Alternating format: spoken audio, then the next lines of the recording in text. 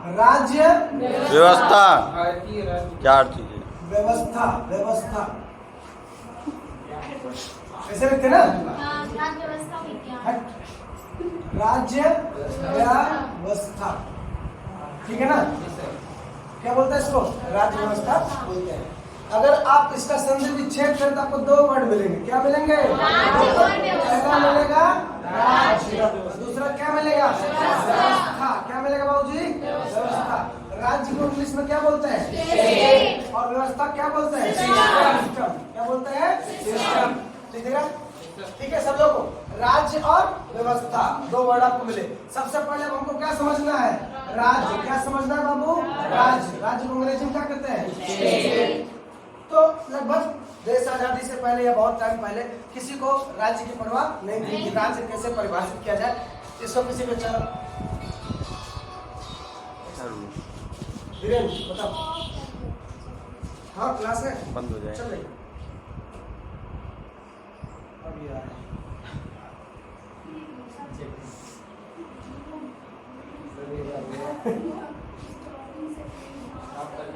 ठीक है ना। तो ये बात पहले पढ़ी नहीं पहले पढ़ी? राज्य, ठीक है ना। अब देखिए, राज्य को परिभाषित करने के लिए एक सम्मेलन का आयोजन किया गया, क्योंकि राज्य की परिभाषा किसी के पास नहीं थी। राजतंत्र तो था लेकिन राज्य की परिभाषा किसी के पास नहीं थी। तो लगभग 1933 में, कब बेटा आपका? 1933 यानी 1933 में एक कन्वेंशन किया गया जिसका नाम दिया गया क्या बेटा आपका? मॉन्टेविडो कन्वेंशन। क्या बेटा आपका? मॉन्टेविडो कन्वेंशन। कौन सा कन्वेंशन कहा गया? मॉन्टेविडो कन्वेंशन किया गया, ठीक है ना। जिसमें पूरे विश्व से अलग अलग विद्वानों को बुलाया गया, ठीक है ना। और इस सम्मेलन में हिस्सा लिया। अब आता है मॉन्टेविडो क्या है? उरुग्वे की राजधानी क्या है? मॉन्टेविडो। साउथ अमेरिका जगह उरुग्वे, वहीं पर नॉर्थ अमेरिका, याद रखिएगा इस बात को। 1933 में क्या हुआ? मॉन्टेविडो एक जगह है, उस जगह पर क्या हुआ? एक सम्मेलन किया गया। सम्मेलन में क्या कहा गया कि हम सब लोग मिल करके जो है एक राज्य को क्या करेंगे? परिभाषा ढूंढे। क्या करेंगे? एक परिभाषा ढूंढे। तो सब लोगों की मेहनत के बाद, अपने अपने दलीलों को पेश करने के बाद 4 बिंदु निकाले लोगों ने। कितने बिंदु निकाले? 4 यानी 4 पॉइंट। कितने पॉइंट? पहला था आपका क्षेत्रफल। क्या बेटा आपका? क्षेत्रफल यानी क्षेत्रफल। अंग्रेजी में कहेंगे इसको एरिया। क्या बोलेंगे? एरिया। दूसरा पॉइंट था जनसंख्या। क्या बेटा आपका? जनसंख्या। क्या बोलेंगे? पॉपुलेशन। क्या बेटा आपका? पॉपुलेशन, ठीक है ना। फिर आपका आता है सरकार। क्या आता है? सरकार यानी गवर्नमेंट। क्या आपका? गवर्नमेंट। और आखिरी में आपका आता है संप्रभुता। आखिरी में कौन आता है? संप्रभुता। संप्रभुता यानी सोवर्जिनिटी। सोवर्जिनिटी। क्या आपका? सोवर्जिनिटी। क्या आपका? सोवर्जिनिटी। क्या आता है? सोवर्जिनिटी आपका आता है, ठीक है ना। कितने वर्ड मिले? 4। कि अगर ये सारे 4 बिंदु किसी भी जगह को फॉलो करते हैं तो क्या कहलाएगा? एक राज्य। राज्य मतलब आज का राज्य नहीं, उत्तराखंड, उत्तर प्रदेश, बिहार, पश्चिम बंगाल, ये राज्य नहीं। एक पूरे परिक्षेत्र के लिए, एक पूरे देश के लिए, पूरे राष्ट्र के लिए कह रहा है, ठीक है ना। एक पूरे राष्ट्र, जैसे भारत, चाइना, अमेरिका, यूएसए, ये सब अमेरिका को यूएसए बोलते हैं, ठीक है ना। इजराइल, ये सब देश के लिए, यानी एक पर्टिकुलर देश के लिए बात नहीं है। राज्य मतलब आज का राज्य मत समझ लीजिएगा। तो आइए भारत के बात को लेकर जरा समझते हैं। क्या भारत एक राज्य है आज के हिसाब से? अगर हम बात करें तो देखिए, भारत का क्षेत्रफल पूछ रहा है तो भारत जब 32 किलोमीटर स्क्वायर, आराम से 263 किलोमीटर, ठीक है ना। ये कितना होता है? 32,87,263 वर्ग किलोमीटर इसका क्षेत्रफल है भारत का। अगर जनसंख्या की बात की जाए तो 2011 की जनगणना के अनुसार भारत की जनसंख्या 121 करोड़ है। आज तो 2011 हमारा लगभग 11 साल आपका बीतने वाला है। फिर से आप समझिए कितनी जनसंख्या होगी भारत में? 140 के करीब हम लोग पहुंचने वाले हैं, ठीक है ना। सरकार की बात करें तो देखा जाए कि भैया हम लोगों ने सरकार हमारे यहाँ बोरी भर के, बीजेपी, कांग्रेस, है ना। International level, sorry national level बात करें, 2 ही पार्टी है, बीजेपी और कांग्रेस। बाकी सब क्षेत्रीय पार्टी है, सपा, बसपा, ये किसी विशेष क्षेत्र, लोकल पार्टी। ये सब क्या है? नेशनल पार्टीज है, बीजेपी और कांग्रेस, ठीक है ना। ये 2 पार्टी है। तो हाँ भाई, हमारे पास क्षेत्रफल भी है, हमारे पास क्या है? जनसंख्या भी है, हमारे पास क्या है? सरकार भी है। क्या हमारे पास संप्रभुता है? संप्रभुता मतलब समझ लीजिए मोस्ट इंपॉर्टेंट, क्या बेटा आपका द मोस्ट इंपॉर्टेंट एलिमेंट, सबसे महत्वपूर्ण बिंदु यही, ठीक है ना, संप्रभुता। कि अगर किसी राष्ट्र के पास संप्रभुता नहीं वो राज्य नहीं है, ठीक है ना। अगर किसी राज्य के पास संप्रभुता नहीं है तो राज्य नहीं। संप्रभुता का मतलब क्या होता है?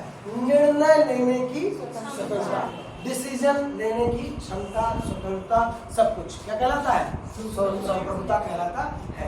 क्या भारत को निर्णय लेने की स्वतंत्रता है? अगर हमें अजहर साहब को फांसी चढ़ाना है तो चढ़ा दिया हमने, हम पाकिस्तान से पूछने नहीं गए। वो हमारे संसद पर गोली चला था, मुंबई में इतने उत्तर से लोगों को मारा, वो एक गुनहगार था, उसको क्या चढ़ा दिया हमने?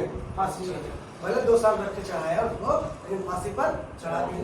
हमें अयोध्या में राम मंदिर बना हुआ था, हम ना अमेरिका से पूछे, ना इंग्लैंड से पूछे, ना पाकिस्तान से पूछे, ना इसराइल से पूछे, हम किसी से नहीं पूछे। हमारे सुप्रीम कोर्ट ने डिसीजन दिया और हमने क्या बना दिया? राम मंदिर की घोषणा कर दी, है ना। हमें किसी जगह को एक्वायर करना है, गवर्नमेंट का डिसीजन है तो वो कर सकता है, स्वतंत्र है वो, ठीक है ना। इस तरह से काम चलता है। तो संप्रभुता मतलब क्या? कि निर्णय लेने की स्वतंत्रता, ठीक है ना। राम मंदिर बनाते समय कितने लोग गए थे पाकिस्तान से पूछने के लिए कि बना लेंगे? नहीं गए। हमारा मन किया, हम क्या कर दिए? बना लिए, ठीक है ना। ये हमारे देश का इंटरनल मामला था, हम इसको अपने तरह से क्या करते, समझा सकते थे, और हमने क्या कर दिया? उसको बना डाला, ठीक है ना। अब सोचिए, हमारा जैसे कब्जा है अंडमान निकोबार पर, लगभग 576 द्वीप है वहाँ के लिए कानून बनाना है। कुछ राज्यपाल लोग वहाँ रहते हैं, वहाँ पर कोई मुख्यमंत्री वगैरह नहीं। अंडमान निकोबार वो केवल राज्यपाल, केंद्र शासित प्रदेश में केवल राज्यपाल होते हैं, आपके मुख्यमंत्री वगैरह। दिल्ली में बड़ा प्रावधान किया गया है कि वहाँ पर मुख्यमंत्री है केजरीवाल साहब, ठीक है ना। तो वहाँ पर राज्यपाल है, नियम बनाना है, संसद ने नियम बना दिया, राज्यपाल क्या करेगा? फॉलो करेगा। क्या हम पूछने जाएंगे म्यांमार वाले से, पड़ोस में ना हमारे, हम पूछने जाएंगे कि भैया बना ले ना बना ले? नहीं, वो हमारा क्षेत्र है, हम उसके लिए क्या कर सकते हैं? कोई भी कानून बना सकते हैं। अब पिताजी का मन हो गया कि आज हम पीटेंगे, उतारे जूता मारना चालू कर दिए, भाई फादर्स डे है आप लोग है ना। बाप होता है भाई, उसके लिए कोई दिन थोड़ी ना है, जिस दिन जूता हाथ में ले ले उस दिन क्या हो गया? बाप हो गया। लेकिन पूछ दिया आपको, ठीक है ना। लोग यहाँ फादर्स डे मनाते हैं, केक काटते हैं। जब बाप बच्चा को काटना चालू कर दे, समझ लीजिए क्या है? फादर्स डे है। आप सोचिए, आप राष्ट्रपति के बगल बैठे हैं, पिताजी गुस्सा है आपके ऊपर, उतार के जूता मारना चलो, आपको राष्ट्रपति साहब बचा लेंगे? नहीं। बाप सबसे ऊपर, ठीक है ना। तो वैसे ही उनको निर्णय लेने की क्या है? स्वतंत्रता है, चाहे जो कुछ, ठीक है ना। वैसे ही हम लोग के अंदर देश में भी क्या है? एक निर्णय लेने की स्वतंत्रता, और यही स्वतंत्रता हमें क्या कहलाती है? क्या कहलाती है? संप्रभुता कहलाती है। और यही चीज हमें क्या बनाती है? एक राज्य क्या बनाती है? एक संप्रभु राज्य बनाती है। अब एक क्वेश्चन और बनता है, 1947 के पहले क्या हम एक राज्य थे? नहीं। 1947 पहले हम राज्य नहीं थे। क्यों नहीं थे? भैया क्षेत्रफल हमारा इससे ज्यादा था। क्यों? तब हमारे पास पाकिस्तान भी था, पाकिस्तान भी था, और म्यांमार भी था, बांग्लादेश भी था। म्यांमार आज हुआ है, पहले क्या था? बर्मा था, है ना। ये सब तो बर्मा को अलग कर दिया गया था 1937 के एक्ट के तहत। सॉरी, 1937 के एक्ट के तहत जब एक्ट ऑफ इंडिया आया तो 1935, उसके तहत 1937 में क्या कहते हैं? बर्मा को अलग कर दिया भारत से, ठीक है ना। तो बर्मा तब बहुत बड़ा क्षेत्रफल था भारत का, लेकिन क्षेत्रफल था क्या था बेटा आपका? क्षेत्रफल भारत का तब भी था। क्या वहाँ पर जनता रहती थी? वहाँ जनसंख्या थी, हाँ भाई जनसंख्या भी थी, लेकिन गवर्नमेंट भी थी, हाँ भाई सरकार, अंग्रेजी विदेशी शासन गवर्नमेंट था नहीं था। लेकिन क्या हमारे यहाँ के कोई लोग निर्णय लेने स्वतंत्र थे? नहीं सर। अब आप सोचिए, सर दिनकर राव, पटियाला के महाराज और बनारस के महाराज, इन सब लोगों को कानून बनाने का नियम में शामिल किया गया था। लेकिन क्या ये लोग कुछ बना सकते थे अपने? नहीं बना सकते थे ना। हमारे पास सब कुछ था, लेकिन निर्णय लेने की स्वतंत्रता नहीं थी। इसीलिए 1947 के पहले हम एक राज्य नहीं थे। 1947 के बाद हम क्या बन गए? एक राज्य। समझ रहे ना? ये बात पूरे दिमाग में उठ नहीं होगी, ये घुसा लीजिएगा। एक राज्य को परिभाषित करने के लिए कितने पहलू? 4। सबसे इम्पोर्टेंट कौन सा बेटा आपका? सबसे जोर से बोले, सबसे बड़ा कौन? जोर से। संप्रभुता। क्या बोलेंगे? संप्रभुता। ये दिमाग में रखिएगा, संप्रभुता नहीं तो हम एक राज्य नहीं है। आगे बढ़ सकते हैं आप? चलिए आगे बढ़ते हैं, ठीक है। आइए जरा सा आगे चलते हैं। अब थोड़ी सी बात करते हैं, राज्य की बात तो हो गई, अब किसकी बात करते हैं? व्यवस्था। क्या बात का?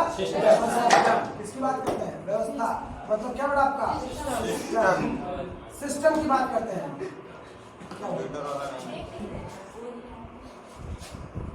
ठीक है, व्यवस्था की बात करते हैं। अब देखिए, हर किसी का अपना अपना घर है, हर किसी के घर में अपने कुछ नियम है। कुछ माँ लगाते हैं, कुछ बाबूजी लगाते हैं, है ना। बड़ी बहन हो तो भी कुछ लगा देती है, बड़ा भाई हो तो भी कुछ लगा देता है। सहना किसको, छोटे वाले सहना। तो हर घर को चलाने के लिए क्या होता है, एक नियम बनाया जाता है। अरे बार वही बैठिए महेश, ठीक है ना। तो हर घर को चलाने के लिए क्या चल रहा है, एक मिनट तुम भी समझ बड़ा तुम जरा, उसको ज्यादा हंसी नहीं, ठीक है चलो सब चले। तो हर एक घर को चलाने के लिए क्या होता है, एक कुछ नियम होते हैं, विशेष नियम होते हैं, है ना। कुछ कठोर होते हैं, कुछ विशेष होते हैं, कुछ और विशेष होते हैं, ठीक है ना। वैसे ही एक देश को भी चलाने के लिए क्या होता है, कुछ विशेष नियम होता है। घर वाले नियम की थोड़ी मैं चर्चा कर लूँ। घर पे क्या होता है, बिना पैर धोए सो गए तो पैर काट लेंगे, पहला। और जो घर में दीदी लोग या छोटी बहन लोग पोछा लगा लेते हैं, समझिए उनका शासन एकदम सबसे अच्छा, पैर धोकर चप्पल बांधता है ना। मतलब इतना समझ लीजिए कि भौकाल हो जाएगा मतलब। और खाना खाने के टाइम बिस्तर बैठे खाना नहीं खाए, जूठा कहाँ गिरेगा, बेड पे गिरेगा, तो नीचे भुइयां में, ठीक है ना। समझ रहे, इस तरह के कुछ नियम बनाए जाते हैं। कहीं ना कहीं वो क्या है, सही भी है ना, हमारे फायदे के लिए है। उसी तरह देश को भी एक सुचारू रूप से चलाने के लिए क्या बनाए गए, कुछ नियम बनाए गए। फॉर एग्जाम्पल, जैसे आर्टिकल 21 देता है, आर्टिकल 21 का ए आपको देता है प्राण और दैहिक, क्या बड़ा आपका दैहिक स्वतंत्रता। क्या देता है, प्राण और दैहिक स्वतंत्रता देता है। क्या देता है आपको, प्राण और दैहिक स्वतंत्रता। ये दो चीज आपके दिमाग में भर देता है कि आपकी प्राण और दैहिक स्वतंत्रता। ये कानून अनुच्छेद में 21A में लिखा हुआ है। अब जरा सोच कर देखिए, कोई गाड़ी वाला है, आप ठोक के चलिए पीछे से, आपकी स्वतंत्रता क्या होगी, वाट लग गई, ऐसी की तैसी हो गई, मार के चला गया, फिर आपका जीने का अधिकार क्या कर लिया उसने। अब कुछ लोग इसी को आधार मान करके का क्या बना देगा, क्या कहा गया, व्हीकल है। क्या बना दिया गया, गाड़ी चढ़ा दोगे तो तुमको फांसी चढ़ा देंगे या जेल में बंद कर देंगे, है ना। इतना दिन का जेल, इतना जुर्माना। अब लोग डर गए, अब गाड़ी बचा के चलाते हैं, लेकिन एक्सीडेंट रुका नहीं, लेकिन तब भी कंट्रोल। दूसरा, अब मान लीजिए खा बना दिया गया, कहीं खाना खरीदने आप जाते हैं, मान लीजिए खाना इंजेक्शन वाला दवाई भर के खिलाना, है ना, फूड पॉइजनिंग का शिकार, सड़ा हुआ खाना दे रहा है और नहीं लोग मरलो कर रहे हैं, उसके लिए एक्ट है। तो फूड सेफ्टी एक्ट बना देगा 1860, सॉरी 1980, क्या बना देगा, फूड सेफ्टी एक्ट। क्या बना देगा, फूड सेफ्टी एक्ट बना देगा 1980, बना देगा नहीं बना देगा। ऐसे करके एक्ट कई सारे क्या कर देगा आपके लिए, नियम। किसके लिए, कि आपका जीवन क्या हो सके, खुशहाल जी सके और आपको जीने का क्या दिया जा सके, अधिकार, है ना। एक नियम बनाएगा। इसी तरह के नियमों का एक संग्रह पूरे भारत में बनाया गया है। उसे क्या बनाया गया है, संग्रह जब किया गया बुक में, उसे क्या कहा गया, संविधान। तो इसकी जो परिभाषा, संविधान को परिभाषित करने जाए, द सेट ऑफ द, अगर अंग्रेजी में कहें, the set of fundamental rule, the set of fundamental rule is known as constitution,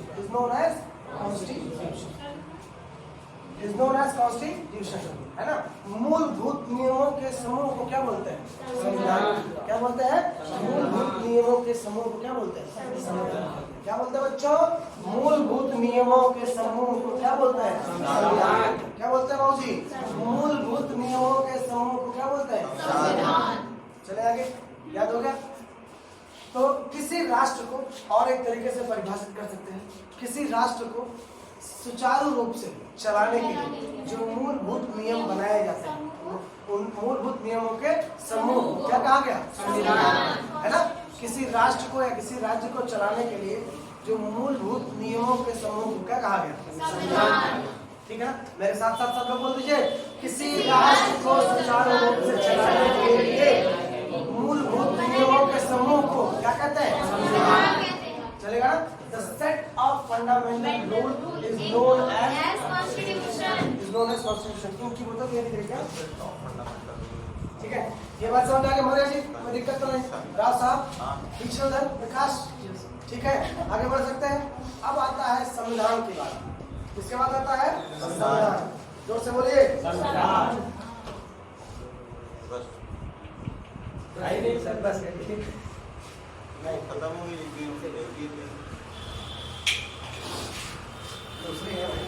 2 में। अब किसकी बात होगी? संविधान की बात, ठीक है ना।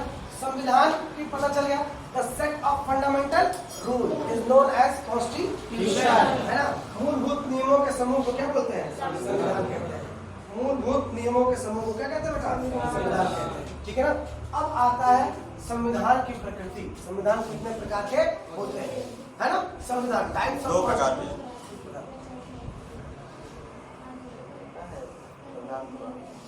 बस एक हो गया ले छोटी बोल कर चाहिए, ठीक। अब बात करेंगे टाइप्स ऑफ कॉन्स्टिट्यूशन यानी संविधान के प्रकार, ठीक। इसको मिटा दे। संविधान पर सबको क्लियर है ना? The set of fundamental rule is known as constitution. आइए अब आता है संविधान के प्रकार। क्या बेटा आपका? संविधान के क्या बेटा आपका? प्रकार, इंग्लिश में types of constitution. Types of constitution, संविधान के प्रकार। मूलतः संविधान के 2 प्रकार है, ठीक है ना। कौन कौन से? आधार पर, 2 आधारों पर। किस आधार पर बच्चों?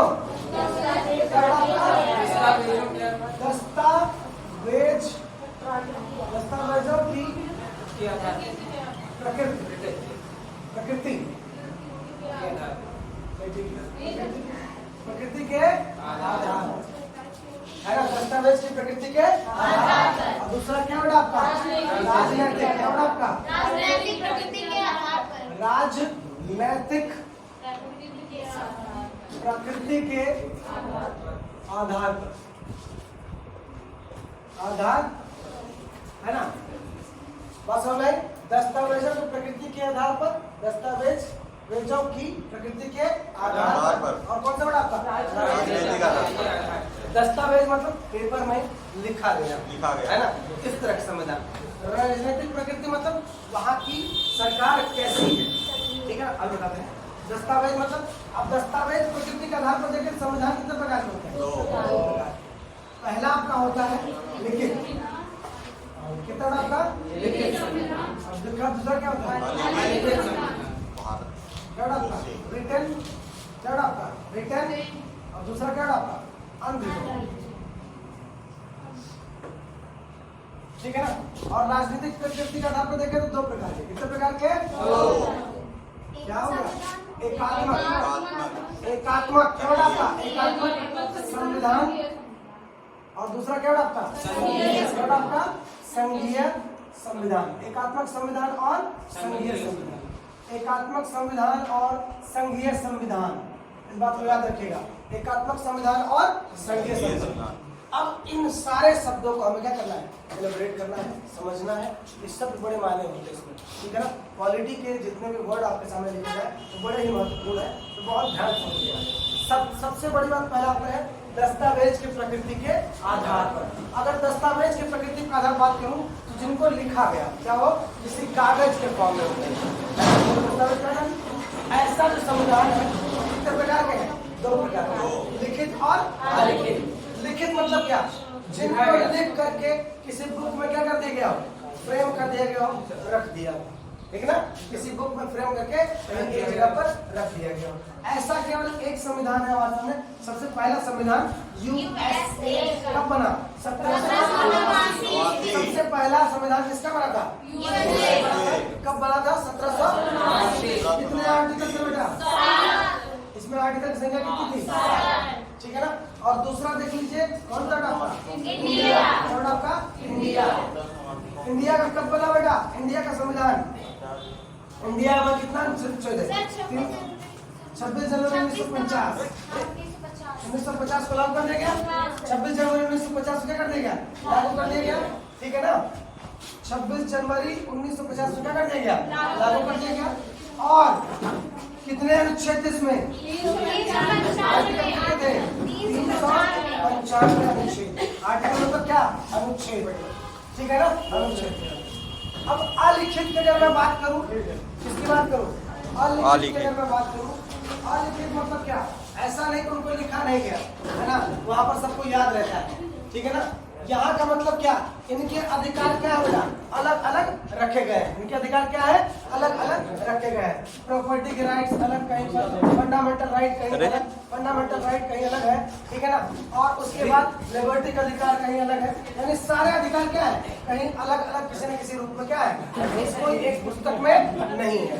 ऐसे कौन से देश है, ऐसा देश आपका होगा ब्रिटेन, क्या बेटा आपका, ब्रिटेन, ब्राजील, इजराइल, बस बस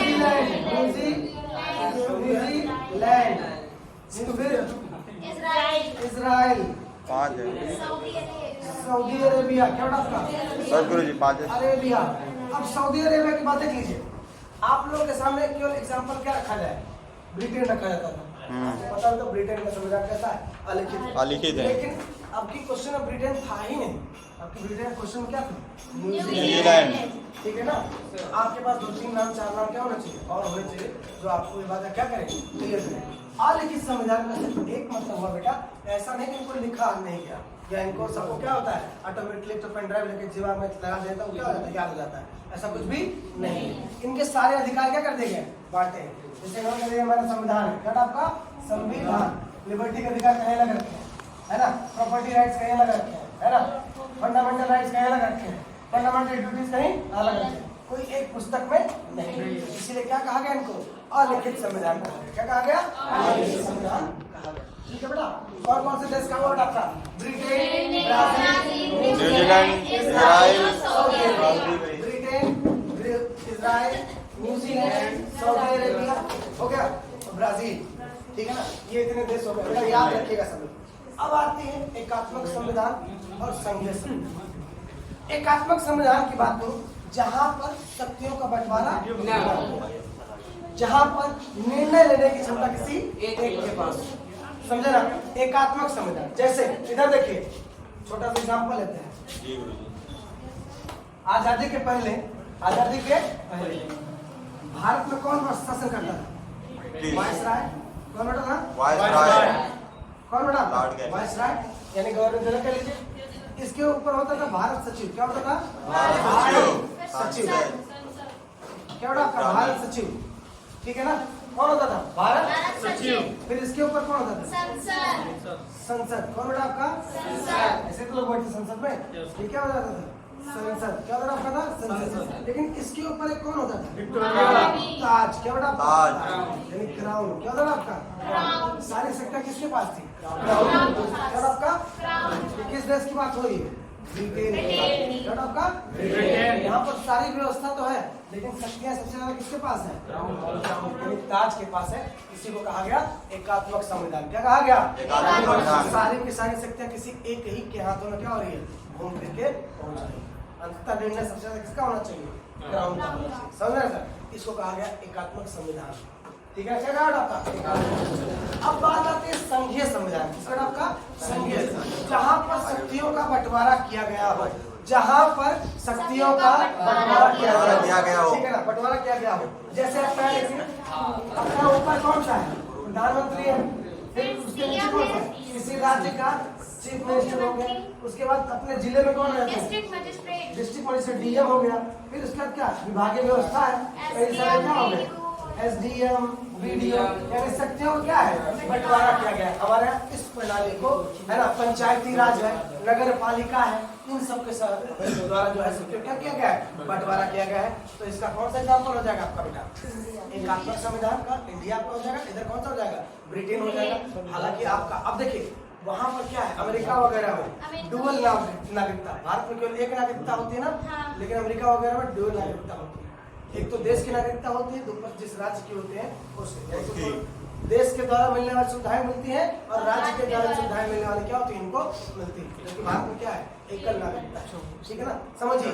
तो यूएसए भी ले सकते हैं, वहां पर भी शक्तियों को बंटवारा किया गया है, ठीक है। बात समझ आ रही, चलेगा कितना, इस बात को तुम दिमाग में रख लीजिए। फिर चाहिए दस्तावेज का मतलब क्या बेटा, जिनको कहीं क्या कर दिया गया हो, रख दिया गया हो। जोर जोर से मेरे साथ, दस्तावेज का मतलब क्या, जिनको क्या कर दिया हो, रख दिया गया। कितने संविधान, दो, कौन कौन से, लिखित मतलब जिनको लिख करके किसी पुस्तक में फ्रेम करके क्या कर देगा, अब कह दिया तो भैया यही है वो कानून जो कि आपको क्या करना है, फॉलो करना है। अगर आप इसको फॉलो नहीं करेंगे आप कूटे जाएंगे। क्या करे जाएंगे, कूटे जाएंगे। देखो कोई आपने किसी का मर्डर कर देता है तो थाना में जाकर कूटते हैं दरोगा जी, उसका भेज देते हैं जेल, फांसी की सजा, उम्र कैद, इस तरह की उलझ नहीं है, इस तरह से होता है। ठीक है ना, किसी को गाड़ी चढ़ा दीजिएगा, किसी को लड़ाई कर लीजिएगा, FIR दर्ज करा देगा, ये कानून ही तो है ना जो बांधे टांग को और क्राइम को कंट्रोल करता है। ठीक है ना, तो भारत का संविधान हो, सबसे पहला संविधान किस देश का बना, अनुच्छेद से कब बना, कब बना, 1789 में घटना और हुई थी जिसको कहा था फ्रांस की क्रांति, है ना, 14 जुलाई 1789 को फ्रांस की क्रांति शुरू हुई। ठीक है ना, ये याद रख लीजिए। ठीक है ना, कितने अनुच्छेद थे यूएसए में, 7। ठीक है ना, भारत में कितना कब होता, 26 जनवरी 1950 में, 49 में बना, 50 में लागू हुआ। आर्टिकल कब हुआ था बेटा, 395 कितने भाग हैं, 22 भाग। अनुसूचियां शेड्यूल कितने बड़ा आपका, है ना, 22 भाग, 12 अनुसूचियां, 395 अनुच्छेद, यानी कि ये सारे हमको क्या करने हैं, पढ़ने हैं। अब एक चीज याद रखिएगा, कुछ लोग कह रहे होंगे कि इतना संशोधन रोज के रोज होता है तो क्या 395 से क्या होगा, वो ज्यादा होगा, वो नहीं। ठीक ठाक संविधान के हाई कोर्ट कहता है कि भारतीय संविधान के मूल संरचना में कोई परिवर्तन नहीं होगा, जितने अनुच्छेद क्या रहेंगे, बने रहेंगे। अगर आपको करना है तो जैसे 21A था, इसमें क्या कर दिया, का, खा, गा, ऐसा कर सकते हैं आप, कभी इसको बदल नहीं सकते। अगर 395 तो 396 नहीं जोड़ सकते आप। ठीक है ना, जो है तो है। अब सोच लीजिए, जैसे आपका संरक्षक कौन है, आपके पिताजी हैं, आपकी माताजी हैं, आपके बड़े भाई हो सकते हैं। उसी तरह भारतीय संविधान का संरक्षक कौन है, सुप्रीम कोर्ट। कौन है आपका, सुप्रीम कोर्ट। उसके किसी भी शब्द की व्याख्या करने का अधिकार किसका है, केवल सुप्रीम कोर्ट को। संविधान में जितने भी शब्द लिखे गए हैं उनमें से किसी भी शब्द की लगभग 1.5 लाख शब्द है। उन 1.5 लाख शब्दों में याद रखिएगा, 1.5 लाख शब्दों में सबसे ज्यादा व्याख्या करने का, अगर व्याख्या करना किसी एक शब्द की तो किसको अधिकार है, केवल सुप्रीम कोर्ट को। आप सब यहाँ पर बैठ के उसकी व्याख्या नहीं कर सकते, राष्ट्रपति व्याख्या नहीं कर सकता, प्रधानमंत्री व्याख्या नहीं कर सकता। कौन करे, केवल सुप्रीम कोर्ट, है ना। जैसे आपके पिताजी अपने बेटे की काबिलियत से वाकिफ रहते हैं, कभी तो सुबह शाम मिल जाते हैं, आपकी व्याख्या सबसे अच्छा कौन कर सकता है, आपके पिताजी, आपकी माताजी, है ना। उसी तरह संविधान की अच्छी व्याख्या कौन करता है, इसीलिए उसको ही अधिकार है कि सबसे ज्यादा व्याख्या कौन करेगा, ठीक है। इतना बात क्लियर है जी, आगे बढ़ सकते हैं, बता दो पूरे को, आगे आइए।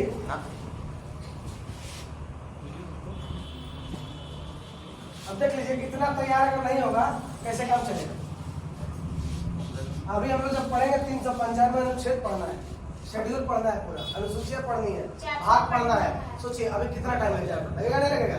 अब मुश्किल से आप लोग का 5 दिन का काम और इधर का बचा है, उसके बाद हम लोग सेकंड पार्ट चलेंगे, संविधान की बात करेंगे। अभी तक हम लोग क्या चला था, संवैधानिक इतिहास चल रहा था, लगभग 5-7 दिन क्या चलेगा, अभी संवैधानिक इतिहास ही चलेगा। लेकिन आप ये मान के चलिए कि आपका कुछ दिन बाद जो है आपका क्या होगा, आर्टिकल वगैरह स्टार्ट होगा, ठीक है, अनुसूचियां स्टार्ट होंगी, ठीक है। चलेंगे बड़े सब मजेदार रहेंगे कि आपको अपने अधिकार पता चलेंगे कि हमारे क्या क्या अधिकार है, हमारे क्या क्या कर्तव्य है, फंडामेंटल ड्यूटीज, फंडामेंटल राइट, है ना, प्रॉपर्टी राइट्स क्या होता है। चलिए ऊपर देखते हैं अगला। अब बात करते हैं स्मॉलेस्ट संविधान, है ना, यही तो है ना, सबसे बड़ा संविधान, लार्जेस्ट कॉन्स्टिट्यूशन, सबसे बड़ा संविधान, क्या बेटा आपका संविधान, लार्जेस्ट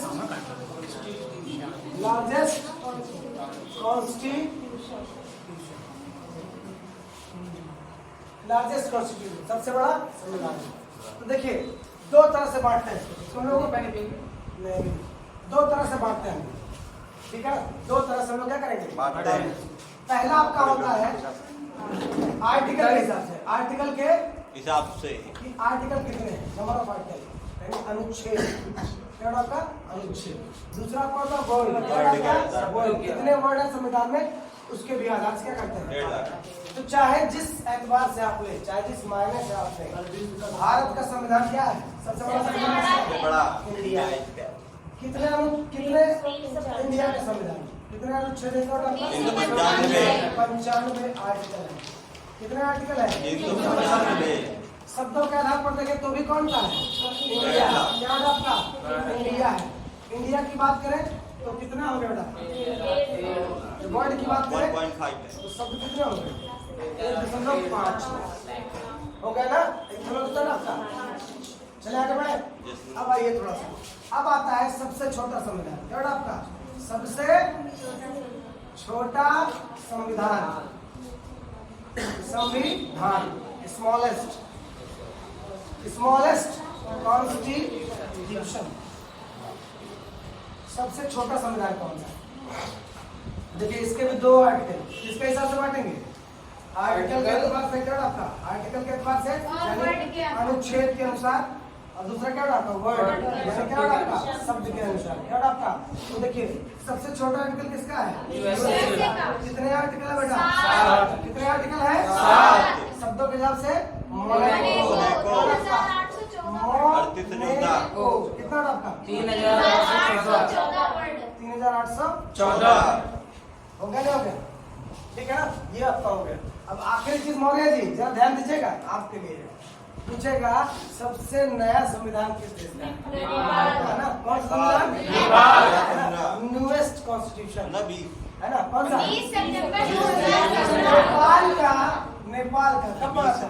20 सितंबर 2015। सबसे नया संविधान है ना? नवीनतम संविधान। क्या आपका? नवीनतम संविधान। क्या आपका? आपका कौन सा है? इतने छोटे छोटे क्वेश्चन आप देखिए, थोड़ा सा कुछ डाउट देख लीजिएगा, देख लीजिए आपसे क्वेश्चन में आ जाएगा सबसे छोटा संविधान। सबसे छोटा यूएसए लिखकर आ रहा है, ऑस्ट्रेलिया लिखकर आ रहा है, इंडिया लिखकर आ रहा है, अफगानिस्तान लिखकर आ रहा है, तो आप कौन सा लगाएंगे? यूएसए। अब एक जगह पर यूएसए भी दे दे रहा है, क्या करेगा?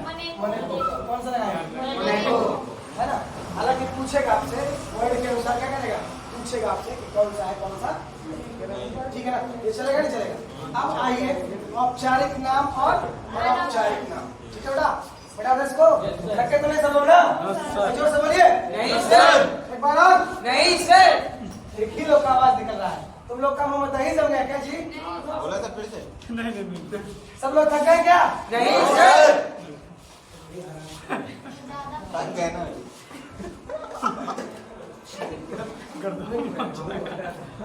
आइए औपचारिक नाम। क्या बेटा आपका? इसमें औपचारिक अब अगला टॉपिक चलते हैं। अगला टॉपिक, अब ये तो हो गया भारत, थोड़ा परिचय दे दिया आपको कि कौन सी चीज क्या क्या है, किसका है, थोड़ा बहुत। अब हेडिंग है आपका भारत का संवैधानिक क्या बेटा आपका? भारत का टॉपिक का नाम भारत। दिख रहा है ना उसमें? देखो दिख रहा है ना? तुम नहीं लिखो। हाँ गुड दिख रहा है। भारत का गुड संवैधानिक क्वालिटी। संवैधानिक इतिहास। खड़े क्यों रहे भाई सब लोग? भारत का संवैधानिक, खड़े होकर जाना जरूरी था। भारत का संवैधानिक ठीक है ना? चलिए बैठिए बैठिए, सुन लीजिए। संवैधानिक इतिहास की बात करते हैं ध्यान से। सबसे पहला कंपनी कौन सा भारत आया? देखिए संवैधानिक इतिहास यानी हमको सब कुछ पता होना चाहिए, इसमें थोड़ा बहुत हिस्ट्री का रिकॉर्ड हो जाएगा, ठीक है ना? अब देखिए समझिएगा, कहानी को थोड़ा समझिएगा, थोड़ी सी कहानी है और उसको दिमाग में रख लीजिएगा, बहुत काम है, ठंडी नहीं बेटा, ठीक है? चले बोले। देखिए क्या हुआ, पहले भारत में आने का सिर्फ एक रास्ता था जिसको क्या कहा जाता है? Silk route. क्या कहा जाता था? Silk route. और हिंदी में कहा जाता था रेशम मार्ग। क्या कहा जाता था? तो भारत से, अरब से व्यापारी, यूनान से व्यापारी, है ना, सब किससे आते थे? सिल्क रूट के रास्ते कहाँ आते थे? भारत आते थे और बंगाल की तरफ पहुँच के क्या करते थे? व्यापार करते थे। क्या करते थे? व्यापार समझ रहे ना?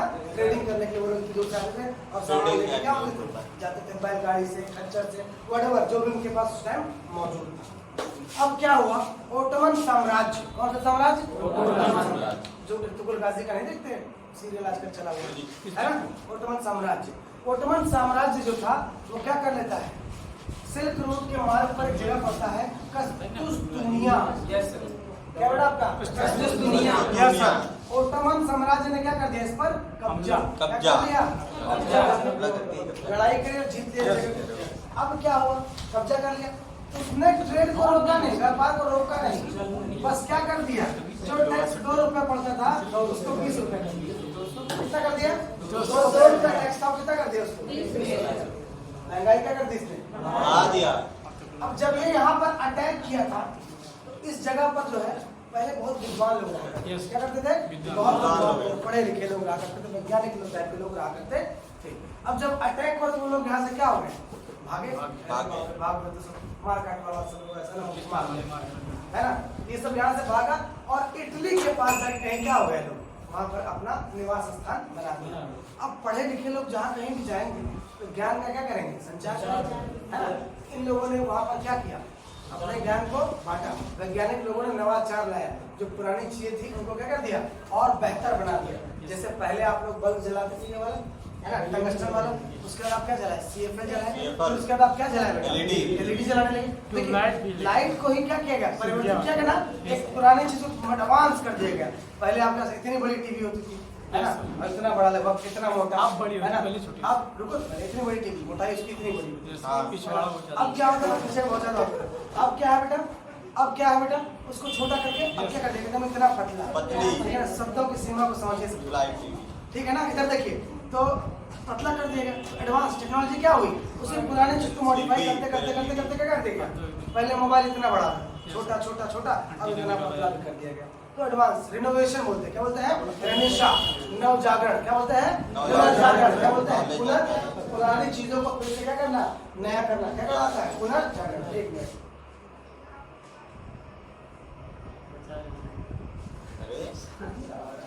देखने में भी बचने लगे तो बेकार है, ठीक है ना। तो पुनर्जागरण घटना हो, उस जमाने में नाव बनाए जा चुके थे, क्या बनाए जा चुके थे, नाव। लेकिन इटली की तरफ इन लोगों को जाने के बाद, इटली की तरफ जाने के बाद, इटली की तरफ इन लोगों को जाने के बाद जो है, समझ रहे हो ना, इन लोगों का क्या हुआ और तेजी से विकास हुआ। इन लोगों ने क्या किया, नए नई चीजों की खोज करी, कंपास बना लिया इन लोगों ने, क्या बना लिया, दिशा सूचक यंत्र। कंपास क्या बोलते हैं, दिशा सूचक यंत्र। दिशा सूचक यंत्र जब बन गया तो नाव भी उस टाइम में बड़े पैमानों पर बनी जाती थी। और उस जमाने का सबसे बड़ा जहाज, जो सबसे नामी जहाज था, उसका क्या नाम था, गैब्रियल। क्या नाम था, गैब्रियल शिप। क्या कहा जाता है उसको, गैब्रियल शिप, ठीक है ना। क्या कहा जाता था, गैब्रियल शिप कहा जाता है। सबसे बड़ा जहाज अपने जमाने का था, शुरुआत के दौर में कौन था, गैब्रियल। क्या नाम उसका, गैब्रियल, ठीक है ना। टाइटैनिक वो बात की बनी सबसे पहला उस जमाने से मशहूर जहाज कौन था, हम कब की बात कर रहे हैं, 1600 से पहले की बात कर रहे हैं, है ना। आपकी बात कर रहे हैं मुगलों के जमाने की बात कर रहे हैं, मुगलों से पहले की बात, 1400 की बात कर रहे हैं, 1400 की पहले की बात कर रहे हैं, 1300 की बात। तो नाव वो क्या होना चलने लगा, नाव वो बन गया। तो वहाँ के जो पुर्तगाल के लोग थे या रोम यूरोप के लोग थे, उन्होंने कहा कि इस मार्ग से जाने पर बहुत ज्यादा क्या पड़ता है, टैक्स पड़ता है, अब हमें कोई और मार्ग ढूंढना चाहिए। तो नाव समुद्र में उतारी गई और कहा गया कि जाइए भाई आप लोग क्या कीजिए, अब आप निकले इधर से और भारत तक पहुंचने का क्या किया जाए, एक नया रास्ता ढूंढा जाए, एक नया रास्ता क्या किया जाए, ढूंढा जाए। तो पहली बार समुद्री मार्ग क्या ढूंढा गया, समझिएगा थोड़ा सा इस बात को, मैं थोड़ा सा एक रफली ग्राफ बना के समझाता हूँ, ठीक है ना। देखिए ये आपका उत्तरी अमेरिका है, क्या बेटा आपका क्या है, उत्तरी अमेरिका है। ये है आपका दक्षिणी अमेरिका है, क्या बेटा आपका उत्तरी अमेरिका। ये क्या बेटा आपका दक्षिणी अमेरिका, क्या बेटा आपका दक्षिणी अमेरिका। इधर आर्कटिक है, क्या बेटा आपका आर्कटिक। ये यूरोप मान लीजिए, क्या मान लीजिए इसको, यूरोप। ये मान लीजिए आपका अफ्रीका, क्या बेटा आपका अफ्रीका। ये क्या हो रहा है, यूरोप। यूरोप ये क्या हो गया, अफ्रीका। अफ्रीका क्या हो आपका, अफ्रीका हो गया। ये आपका हो गया एशिया, क्या हो गया आपका एशिया। और यही पर कहीं क्या था, भारत भी तो था, लेकिन और ये आपका क्या होगा, ऑस्ट्रेलिया। क्या आपका, ये आपका एशिया, क्या होगा आपका एशिया। और ये आपका क्या हो गया, ऑस्ट्रेलिया। यहीं पर एक छोटा जगह निकला हुआ छोटा सा भाग है, इसका नाम है cap of good hope. Good hope, उम्मीदों की टोपी, अच्छे उम्मीदों की टोपी की तरफ है जगह। अब यूरोप में जगह पुर्तगाल, क्या बेटा आपका पुर्तगाल, ठीक है ना। यहाँ से एक यात्री निकलता है ना, लगभग 1443 48 मैं बता दूंगा आपको। एक यात्री निकलता है और वो यहाँ से निकलने के बाद रास्ते घूमते कहाँ पहुंचता है? यहाँ का ये यात्रा इतना ज्यादा लंबा था, उसकी हिम्मत क्या हो गई और वो भारत तक नहीं पहुंच पाया। भारत तक क्या हुआ? नहीं पहुंच पाया। भारत तक क्या हुआ? ये नहीं पहुंचा। बैठे तो भाई बैठे। आप कैमरे की नजर में हैं। आराम से, ठीक है, बैठो पूछे बैठा। छुट्टी का इधर कहाँ गई छुट्टी? चलो आज थोड़ा सा आगे बात करें। चलिए, तो क्या हुआ? एक आदमी यहाँ से निकला, कहाँ से निकला? पुर्तगाल से, और केप ऑफ गुड होप होते हुए कहाँ पहुंचा? यहीं पर होगा। और यहाँ से ये यात्रा इतना ज्यादा थकाऊ था और इतना ज्यादा लंबा, क्यों क्या होगा? उसकी हिम्मत और वो यहाँ तक पहुँच के क्या हो गया? पुर्तगाल कहाँ हो गया? यहाँ जाने में क्यों? ये 1447 तक यहाँ पर आया और उसके पहले क्या हो गया? फिर से ये पहला यात्री जो नाव लेके निकला था वो क्या हो गया? यहाँ तक पहुँच के क्या हो गया? वापस। इसका नाम बदलना शुरू कर रहा है, ठीक है ना? कुछ अच्छा ही नाम था इसका, पुर्तगाल था, ये भी पुर्तगाल का ही था। उसके बाद एक और महान इंसान जो कहाँ से निकला? पुर्तगाल से निकला। कब निकला? 1498। कब निकला बेटा? 1498 यानी 1498 में कहाँ से निकला? पुर्तगाल से निकला। और कहाँ पहुंचा?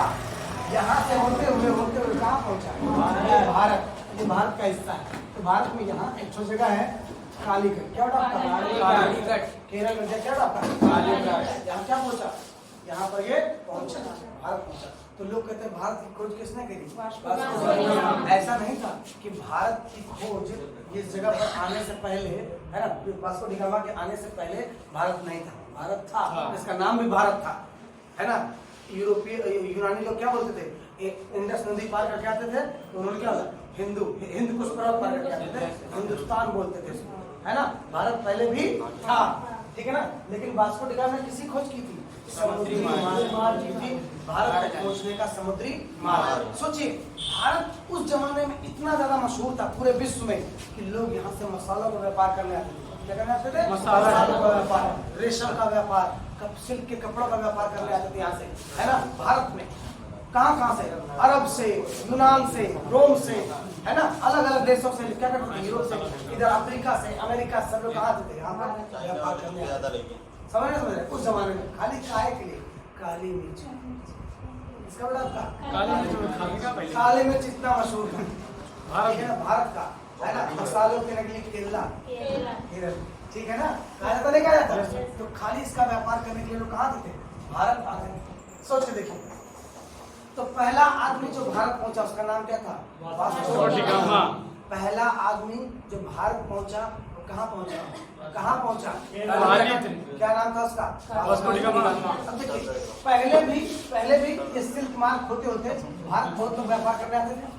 विदेशी होते थे, अंग्रेज होते थे, है ना, और अरब के लोग होते थे, यूनान के लोग होते थे, रोम के बहुत लोग व्यापार करने आते थे। तो जब बाहर के लोग व्यापार करने आपके दुकान पर आएंगे और 10 लाख रुपए का सामान एक दिन में खरीद लेंगे तो आप उसकी इज्जत करोगे नहीं करोगे?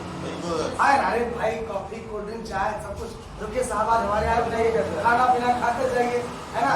और कहेंगे अगली बार आएंगे भाभी जी को भी लेकर आइएगा, है ना। मतलब हम संबंध बनाने की कोशिश करते नहीं करते। तो वैसे ही वास्को डी गामा जब भारत आया तो विदेशी थे और ये बहुत पैसा लेकर अपने साथ आया, ठीक है ना। तो यहाँ एक शासक था जमूरियन। क्या नाम था? जमूरियन, ठीक है ना। जमूरियन ने इसका बहुत भव्य स्वागत किया, है ना। काहे के लिए? पैसा देके आया था, व्यापार करता, पैसा देके आया था। तो पैसा तब से क्या था? बहुत बड़ी चीज थी, समझे नहीं समझे? तो तब से लेकर आज तक पैसे के बाद बोलबाला रहा है, ठीक है ना। जमूरियन एक गुजरात का कोई आदमी था जिसने पूरी यात्रा के दौरान इसका क्या था? बहुत सहयोग किया। गुजरात का मुस्लिम कोई जिसने वास्को डी गामा की पूरे यात्रा के दौरान बहुत मदद की, पूरी खरीद फरोख्त के दौरान जितनी भी इसने खरीदी की चीजें, व्यापार किया था सबका।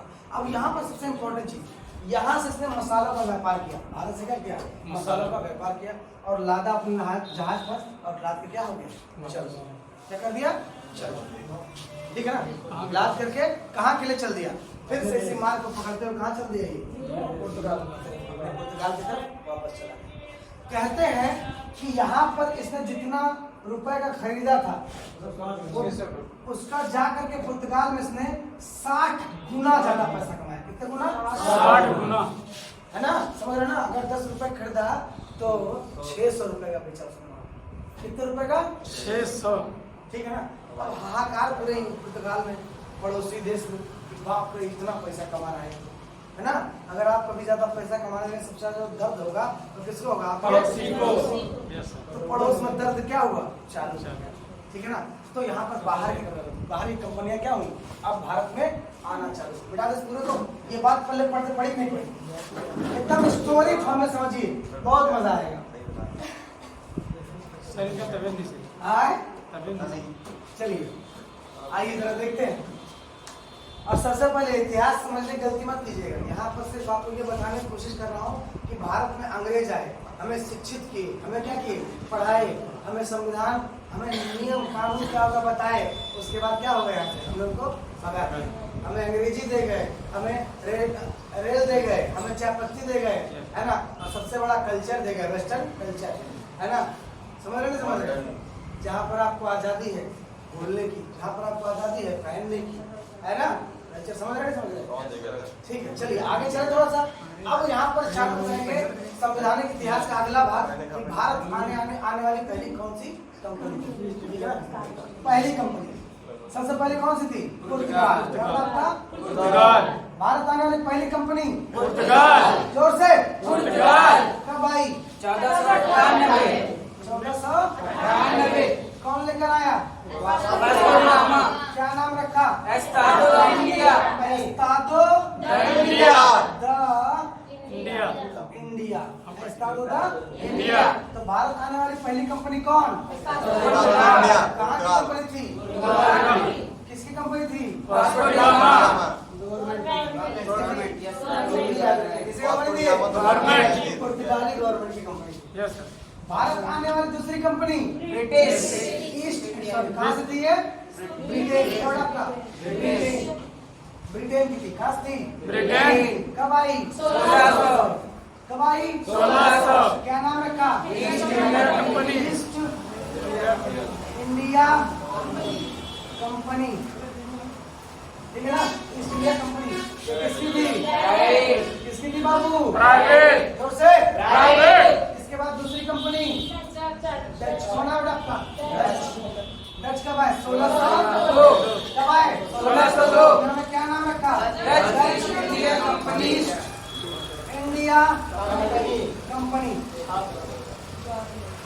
डच ईस्ट इंडिया कंपनी ये भी कैसी थी? गवर्नमेंट। कब थी? फिर अगली कंपनी कौन आई? डेनिश। डेनिश। कौन सा है आपका? डेनिश। डेनिश कब आई? 1616। 1616 में। क्या नाम रखा? Danish east India company. Danish east India company.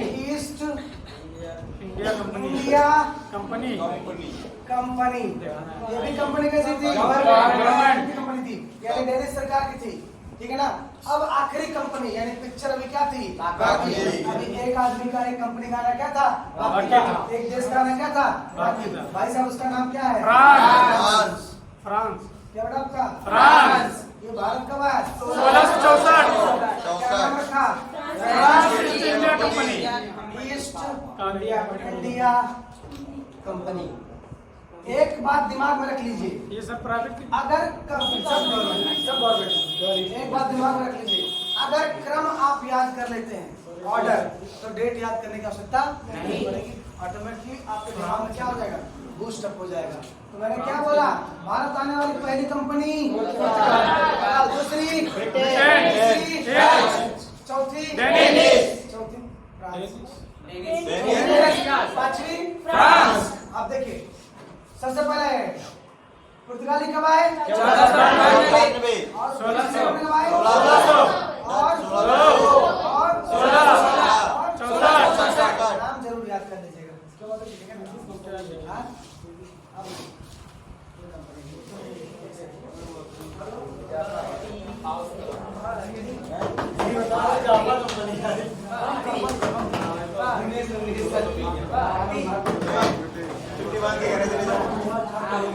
काय के पार्टी भैया? हाँ? काय को? सुलेमान बात करने आए हैं सर हम थोड़ी बात कर रहे हैं। बात करने आए नहीं कोई पार्टी मांग रहे तो ये क्या कौन क्या क्या पार्टी मांग रहे हो भैया कोई पूछ रहे पार्टी किस लेने पार्टी क्यों आए यहाँ पर मुझे पता ही नहीं।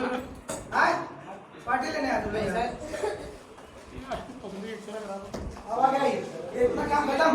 तो भारत आने वाली पहली कंपनी कौन?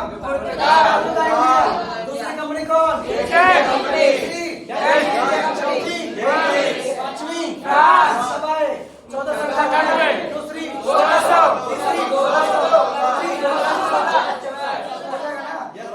दिमाग में रखिएगा। अब इतना, लेकिन हमारा मतलब किससे है?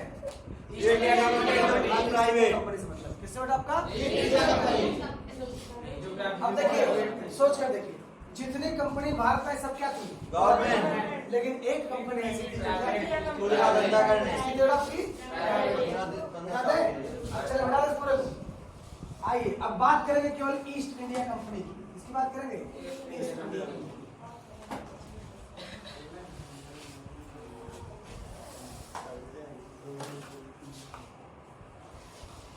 चलिए किसकी बात करेंगे? छुट्टी कुछ बुझा रहा है तुमको? तब किसका बात करेंगे? ईस्ट इंडिया इंग्लिश में हिंदी में ईस्ट इंडिया इंडिया क्या बड़ा आपका कंपनी ईस्ट इंडिया कंपनी। ठीक है भैया सबसे पहले ईस्ट इंडिया कंपनी का गठन कब बनी? 31 दिसंबर 1600। कब बनी बेटा? तो ईस्ट इंडिया कंपनी बनी और भारत बनाया किसने? दो भाइयों। कौन भाई? जॉर्ज वाइट, जॉर्ज वाइट और जॉन वॉट। व्हाट यार सही तो। जॉर्ज वाइट और जॉन वॉट दोनों मिलकर क्या खड़ी करी? एक कंपनी जिसका नाम रखा गया ईस्ट इंडिया कंपनी। अब ये महारानी एलिजाबेथ से या वहां जो भी क्राउन उस टाइम पर रहा हो एलिजाबेथ से जो है इन्होंने क्या किया? एकाधिकार पत्र दिया। कितने साल का? 15 वर्ष। एलिजाबेथ के द्वारा 15 वर्ष का एकाधिकार पत्र लेकर भारत आगमन किया। भारत आया। क्या आपका आया? अब एक वर्ड यहाँ पर यूज किया एकाधिकार। अंग्रेजी में बोलते हैं मोनोपोली। क्या बोलते हैं? मोनोपोली। कि भैया मान लीजिए सुलेमान साहब जो है बड़े पहुंच वाले आदमी हैं, बहुत पैसा इनके पास और ये जो है किसी चीज का व्यापार करते हैं।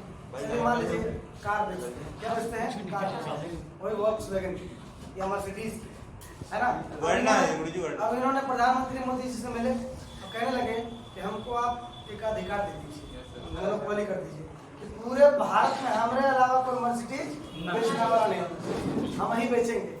मोदी जी वाले क्या बात करते हैं भाइयों बहनों, आप 50 लाख रुपए हमारे फंड में डाल दीजिए है ना, 50 लाख रुपए डाल दीजिए, एकाधिकार आप ले लीजिए, जाइए बेचिए। तो आपने मोदी जी से क्या ले लिया? एकाधिकार ले लिया और कहाँ चले आए? भारत चले आए। और भारत में क्या कर रहे हैं आप? व्यापार। भारत में व्यापार कर रहे हैं किसका व्यापार? मर्सिडीज का। उसी तरह अंग्रेजों ने मसालों का व्यापार करने के लिए एकाधिकार लेकर भारत 1600 में चले आए। 31 दिसंबर 1600 क्या चले आए? भारत चले आए। समझा बात पूरा? ये कंपनी यहाँ से क्या हो गई? अब आती है बात क्या बेटा? अब जब ये लोग कंपनी लेके भारत चले तो इन्होंने आराम से बहुत दिनों तक क्या किया? व्यापार किया। व्यापार बंदा था। व्यापार करने के साथ इंसान जब पैसा कमा लेता है तो मर्जी हो जाता है। थोड़ा सोचता है हमारे पास पावर भी होनी चाहिए। क्या होनी चाहिए? पावर। तो पावर के चक्कर में लोग भिड़ गए। बंगाल में लोग व्यापार करते थे, अब सैनिकों ने मिलकर सब आ गए है ना, किला बना लिया इन्होंने। अब इन्होंने पहला युद्ध लड़ा। क्या लड़ा? सबसे पहला युद्ध नाम था प्लासी का युद्ध। क्या बड़ा आपका? बहुत इंपॉर्टेंट क्वेश्चन है, पूछा जाता है प्लासी का युद्ध 1757।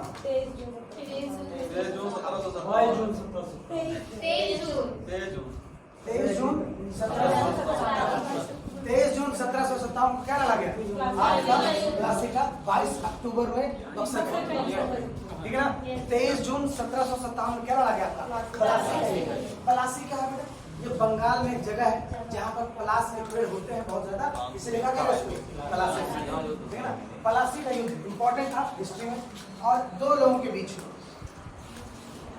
एक का नाम था रॉबर्ट क्लाइव। क्या नाम था? Robert Clive. सिराजुद्दौला बंगाल के नवाब, क्या नाम था? सिराजुद्दौला। कौन बेटा आपका? सिराजुद्दौला। रॉबर्ट क्लाइव किसकी तरफ से थे? तो यहाँ पर बंगाल के नवाब सिराजुद्दौला की क्या हो जाती है? हार हो जाती है, मुखबिरी के कारण, है ना? हार हो जाती है, जो भी समझ लीजिए, है ना? और मुखबिरी की थी, घसीटी बेगम टाइप के कुछ लोग थे, और लोग मीर जाफर, दो लोगों ने किसको धोखा दिया था? सिराजुद्दौला को। और किससे हत्या गए थे? ठीक। और यहाँ पर गद्दी पे कौन बैठा? मीर जाफर, ठीक है ना? जब ये पलासी युद्ध खत्म हुआ तो यहाँ पर बंगाल का नया नवाब, क्या बेटा आपका? बंगाल का कठपुतली नवाब, कठपुतली नवाब, यानी पपेट, क्या बोलते हैं? पपेट नवाब, कठपुतली नवाब कौन बना? मीर जाफर। क्या बेटा आपका? मीर जाफर। क्या हुई? मीर जाफर।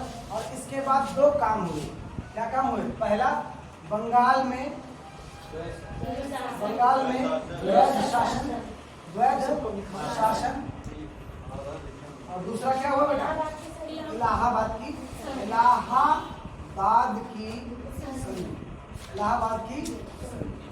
क्या वर्ड आपका? बंगाल में द्वैध शासन। द्वैध शासन में क्या मतलब? द्वैध शासन क्या मतलब? निजामत का अधिकार, निजामत का अधिकार, और दूसरा क्या था? दीवानी अधिकार। निजामत का अधिकार, दीवानी का अधिकार। निजामत मतलब क्या? व्यवस्था से संबंधित। दीवानी मतलब क्या? पैसा से संबंधित। तो पैसा से संबंधित सारे अधिकार किसके पास थे? निजामत संबंधित मीर जाफर, ठीक है ना? और इलाहाबाद की संधि हम लोग बाद में चर्चा करेंगे, ठीक है ना? इलाहाबाद की संधि की हम लोग बाद में चर्चा करेंगे। अब 1757 का युद्ध क्या हो गया? खत्म हो गया। 1757 का युद्ध क्या हो गया? खत्म हो गया। अब एक युद्ध अभी होना क्या है? बाकी। एक युद्ध क्या होना बच्चा? अभी बाकी है, जिसका नाम है बक्सर का युद्ध। क्या नाम का? बक्सर का युद्ध। मध्य प्रदेश के सीएम पूछा था। मध्य प्रदेश के प्रधानमंत्री पूछने को बताया। प्रधानमंत्री हो तो नरेंद्र मोदी ने अभी टॉपिक से हटिए मत। पानी पीना किसी को? पानी पीने जाना है? कितने टाइम देखिए गुरु जी आप तो रोक दीजिए सर इनको पाएंगे। 11-24